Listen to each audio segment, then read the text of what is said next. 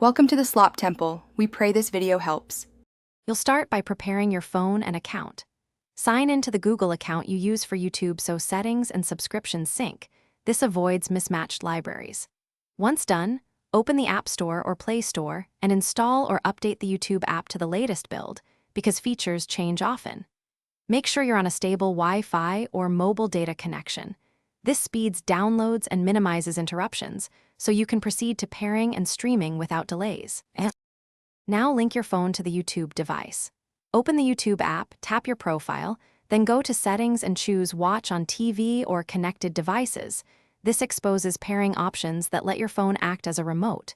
If your TV shows a QR code, use the phone's Scan option. Otherwise, enter the 6-8-digit pairing code from TV. YouTube, com/pair.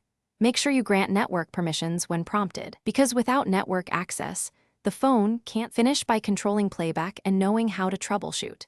Use the cast icon in the YouTube app to send a video to the linked device. From there, you can play, pause, cue videos, and adjust volume. When done, disconnect through the app or sign out on the device to remove persistent links.